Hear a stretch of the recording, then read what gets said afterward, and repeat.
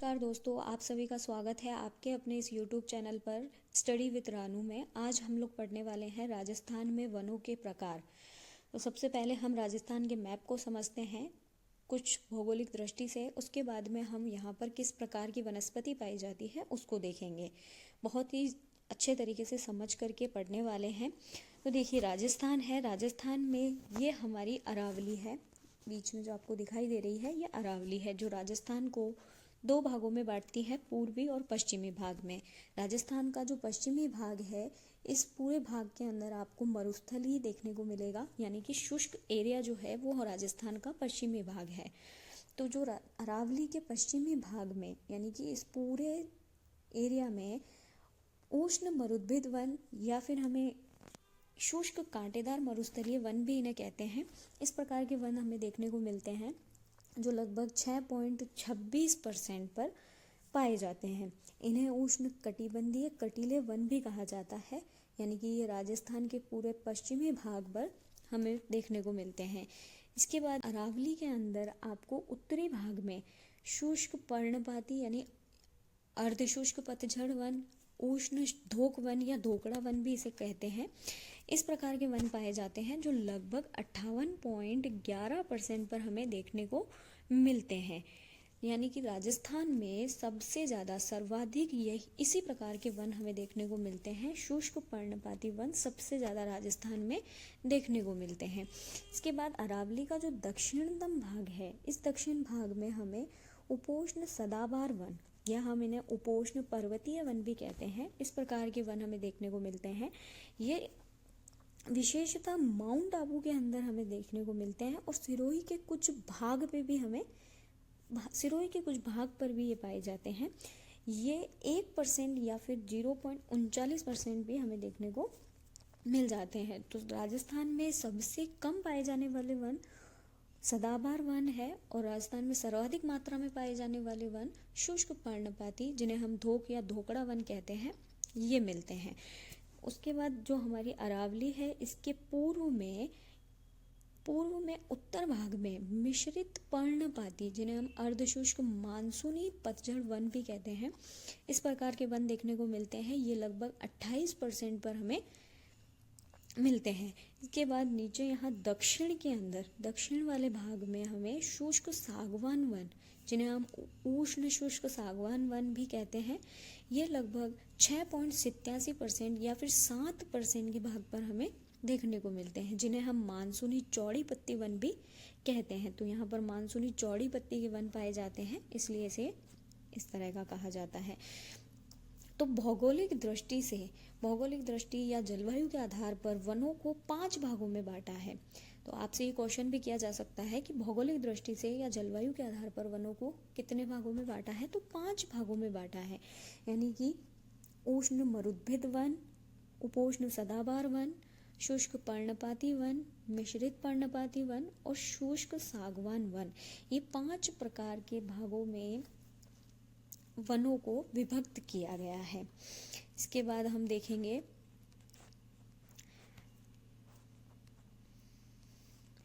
हम आगे देखते हैं।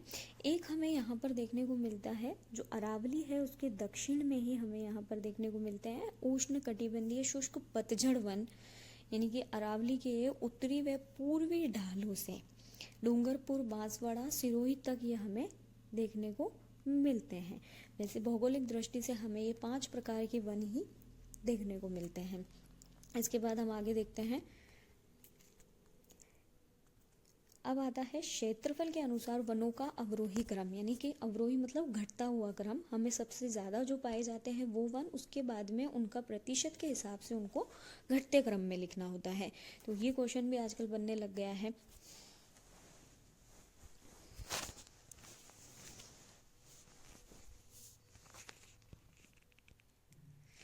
इसमें सबसे ज़्यादा पाए जाने वाले वन है शुष्क पर्णपाती वन, जो राजस्थान के लगभग 58.11% भाग पर ये पाए जाते हैं, जिसमें सिरोही, पाली, अजमेर, उदयपुर, चित्तौड़गढ़, भीलवाड़ा और राजसमंद में ये पाए जाते हैं।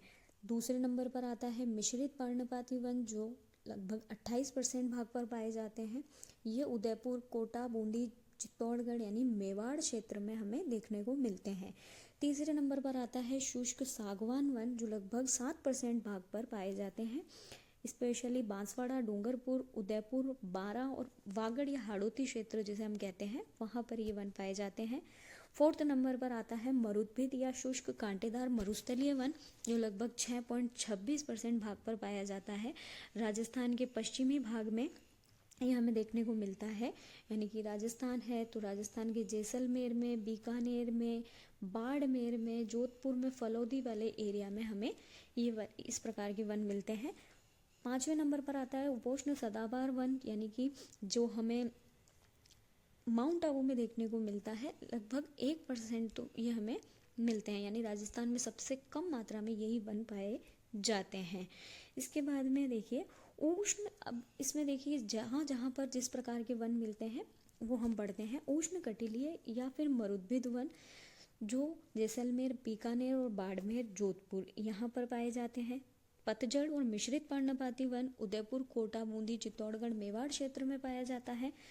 तीसरे नंबर पर है शुष्क सागवान या मानसूनी वन, जो वागड़ और हाड़ौती में पाया जाता है। चौथे नंबर पर है उपोष्ण कटिबंधीय पर्वतीय वन, स्पेशली माउंट आबू में पाया जाता है और सिरोही के कुछ भाग में भी ये देखने को मिलता है। पांचवें नंबर पर आता है उष्ण कटिबंधीय शुष्क पतझड़ वन, जो उदयपुर, बांसवाड़ा और कोटा में हमें देखने को मिलता है। इसके बाद हम आगे चलते हैं। अब हम आगे एक एक को बहुत ही अच्छे से पढ़ने वाले हैं। तो सबसे पहले हम पढ़ेंगे उष्ण कटिले वन, जिन्हें हम मरुद्भिद या जीरोफाइट्स के नाम से भी जानते हैं, जिसे हम शुष्क कांटेदार मरुस्थलीय वन भी कहते हैं, जो लगभग राजस्थान के 6.26% भाग पर हमें देखने को मिलते हैं। यानी कि ये जो राजस्थान है, राजस्थान का जो पश्चिमी भाग है, इस पूरे पश्चिमी भाग में हमें इस प्रकार के वन देखने को मिलते हैं। यहाँ पर 0 से लेकर के 30 सेंटीमीटर तक, यानी सबसे कम वर्षा वाला क्षेत्र यही है। यहाँ पर बहुत ही कम वर्षा पाई जाती है, 0 से 30 सेंटीमीटर वर्षा यहाँ होती है। इसमें क्षेत्र है जैसलमेर, बीकानेर, बाड़मेर, जोधपुर और फलौदी। इन जगहों पर इस प्रकार के वन पाए जाते हैं। इसकी विशेषता यह है कि ये मरुस्थलीकरण को रोकता है, यानी कि राजस्थान के अंदर पश्चिमी भाग में जो मरुस्थल है, ये वन जो है ये मरुस्थल को आगे बढ़ने से रोकते हैं। तो इसकी विशेषता ये है। अब यहाँ पर वन देखो किस प्रकार के मिलते हैं। कटीली झाड़ियाँ होती है, पत्तियाँ इनकी छोटी होती है और इनकी जो जड़ें हैं वो बहुत ही ज़्यादा गहरी होती है। यहाँ पर जो प्रमुख वृक्ष पाए जाते हैं वो प्रमुख वृक्ष होते हैं पीलू, खेजड़ी, रोहिड़ा, बेर, बबूल, केर, थौर और फोक, जिन्हें हम नागफनी के नाम से भी जानते हैं, सेवन व धामण घास। ये वृक्ष सभी जो हैं उष्ण कटिले वन या मरुस्थलीय वन, ये सारे वन जो हैं हमें राजस्थान के पश्चिमी भाग में देखने को मिलते हैं। इसके बाद में हम आगे चलते हैं। सेकंड आता है हमारा पतझड़ वन, जिन्हें हम शुष्क पर्णपाती या धोकड़ा वन के नाम से भी जानते हैं, जो राजस्थान के सर्वाधिक भाग पर पाए जाते हैं। यानी कि सबसे ज़्यादा राजस्थान में यही वन पाए जाते हैं। तो ये 58 यानी कि लगभग 58.11% ये वन जो है हमें यहाँ पर देखने को मिलते हैं। यहाँ पर वर्षा होती है 30 से 60 सेंटीमीटर। क्षेत्र रहता है अर्धशुष्क क्षेत्र, यानी मरुस्थल भी कह सकते हैं, और अरावली क्षेत्र भी। थार रेगिस्तान के अलावा संपूर्ण राजस्थान में ये पाए जाते हैं, यानी कि हमें संपूर्ण राजस्थान में ही ये वन मिलते हैं। लेकिन इसमें एक स्पेशल ये है कि यहाँ पर जालोर जो है वहाँ पर ये वन नहीं पाए जाते हैं। वैसे तो ये संपूर्ण राजस्थान में मिलते हैं देखने को, लेकिन जालोर जो है यहाँ पर इस प्रकार के वन नहीं मिलते हैं। उसके बाद इनकी जो ऊंचाई होती है वो लगभग 250 से 750 मीटर की इनकी ऊंचाई होती है। सर्वाधिक अरावली के उत्तरी जिले व पूर्वी ढालों पर ये हमें मिलते हैं। यहाँ पर प्रमुख वृक्ष कौन कौन से पाए जाते हैं, उसमें है धोकड़ा, नीम, तेंदुपत्ता, ढाक पलाश, पीपल, बरगद, खेजड़ी, बबूल, खेर, थौर, कठ, लठाया और गूगल। इस प्रकार के हमें वृक्ष यहाँ पर देखने को मिलते हैं। तो सर्वाधिक क्षेत्र पर यही वन राजस्थान में देखने को मिलते हैं। इसके बाद आता है तीसरे नंबर पर मानसूनी पतझड़ वन, जिन्हें हम मिश्रित पर्णपाती वन या मिश्रित पतझड़ी वन भी कहते हैं। ये 28% भाग पर जो है हमें देखने को मिलते हैं। यहाँ पर 50 से 80 सेंटीमीटर की वर्षा यहाँ पर होती है। क्षेत्र है पूर्वी मैदानी क्षेत्र पे मेवाड़ क्षेत्र में इस प्रकार के वन देखने को मिलते हैं। उसमें उदयपुर, कोटा, बूंदी, चित्तौड़गढ़, सिरोही, भीलवाड़ा और अजमेर वाले क्षेत्र में ये वन पाए जाते हैं। यहाँ पर प्रमुख वृक्ष जो हैं वो आम, साल, बांस, खेर, ढाक, हरडू, पलाश, आंवला, अम्लतास, करंज, नीम, सागवान, शीशम, शहतूत और पलाश, इस प्रकार के वृक्ष यहाँ पर हमें देखने को मिलते हैं। इसकी एक विशेषता है कि ये आर्थिक दृष्टि से उपयोगी वृक्ष यानी ईंधन, लकड़ी, कोयला बनाने के काम में आते हैं। तो जो मानसूनी पतझड़ वन है, इनकी ये विशेषता है कि इनको आर्थिक रूप से भी उपयोग में लाया जाता है, यानी लकड़ी, कोयला इनको बनाने के लिए ये बहुत उपयोगी है। तो क्वेश्चन यहाँ पर आता है कि आर्थिक रूप से उपयोगी जो वन है वो कौन से हैं, तो वो यही है। इसके बाद में आता है इसके बाद हम आगे बढ़ते हैं। इसके बाद आता है शुष्क सागवान वन, जिन्हें हम मानसूनी वन या चौड़ी पत्ती वाले वन के नाम से भी जानते हैं। ये लगभग हमें 7% भाग पर देखने को मिलते हैं। यहाँ पर 75 से 110 सेंटीमीटर तक की वर्षा होती है, यानी कि अच्छी खासी यहाँ पर वर्षा हो जाती है। ये क्षेत्र है वागड़ व हड़ौती क्षेत्र में पाए जाते हैं, जिसमें डूंगरपुर, बांसवाड़ा में सर्वाधिक पाए जाते हैं। उदयपुर, बारा और झालावाड़, कोटा, बूंदी यानी हाड़ौती वाला क्षेत्र जो है उसमें और वागड़ में यहाँ पर हमें शुष्क सागवान वन देखने को मिलते हैं। इनमें प्रमुख वृक्ष होता है सागवान, गूलर, महुआ, तेंदू, पलाश, खेर और सालर, इस प्रकार के वृक्ष हमें हाड़ोमल है।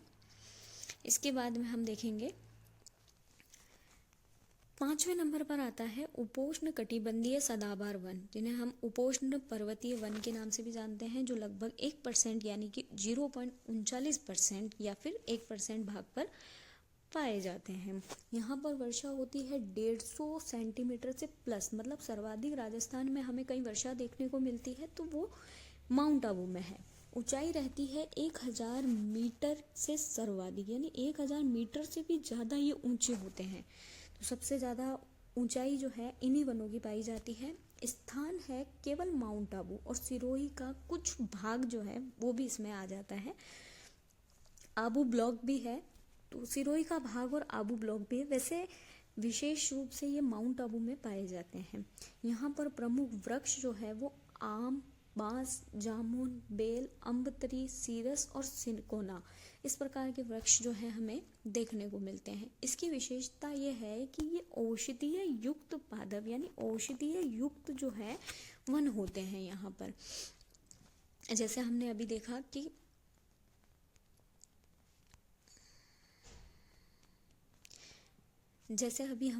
कि आर्थिक रूप से जो है वो हमें उपयोगी वन मिलते हैं, वैसे ही यहाँ पर औषधीय युक्त जो है उन्हें यहाँ पर पाया जाता है। जैसे कि ये अम्बतरी है, सिनकोना है, इनको औषधीय बनाने के लिए उपयोग में लाया जाता है।